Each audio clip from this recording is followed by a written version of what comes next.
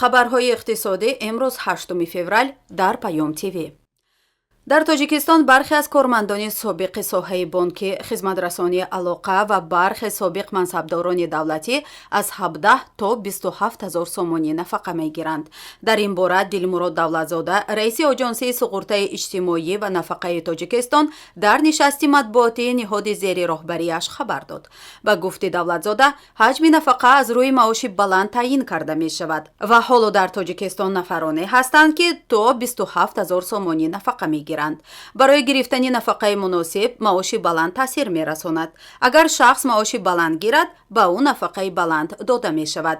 роҳбари низоми нафақаи кишвар афзуд, бо ишора ба он ки маоши хизматчиёни давлатӣ низ сол аз сол боло меравад, ҳоло хизматчиёни давлатие ҳам ҳастанд, ки 17-18 ҳазор сомонӣ нафақа мегиранд.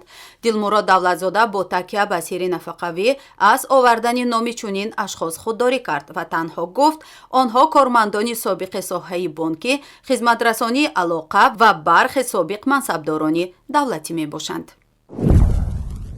бо вуҷуди пардохти қариб $1 миллиард амрикоӣ, ҳаҷми қарзи хориҷии Тоҷикистон дар 3 соли оянда интизор меравад, ки аз ҳадди $4 миллиард кам нахоҳад шуд.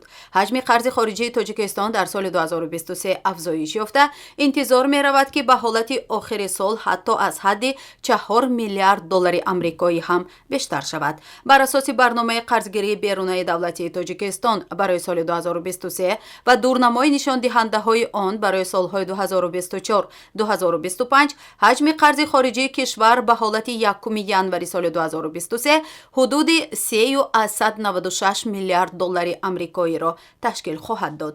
тавзеҳ дода шудааст, ки ин муодили 41.6% маҷмӯи маҳсулоти дохилӣ хоҳад буд. тибқи барномаи қарзгирӣ, ки ҳукумати парлумон тасдиқ карданд, интизор меравад, ки давоми соли оянда қарзи хориҷӣ афзоиш ёфта, аллакай дар оғози январи соли 2024 ҳудуди $4.1 миллиард амрикоиро ташкил хоҳад дод. таъкид шудааст, ки ин нишондиҳанда баробари 40.9% маҷмӯи маҳсулоти дохилӣ хоҳад буд.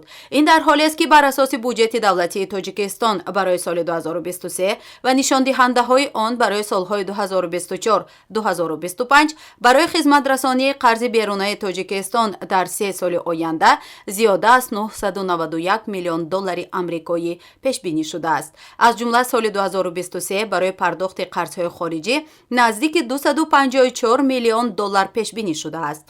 дар соли 2024 бошад, Тоҷикистон мехоҳад $284 миллион қарзи хориҷӣ диҳад ва соли 2025 дар ҳаҷми қариб $454 миллион қарзи худро кам кунад. аммо маълум нест то соли 2025 ҳукумати Тоҷикистон боз чӣ миқдори дигар қарзи хориҷии Тоҷикистонро бештар мекунад.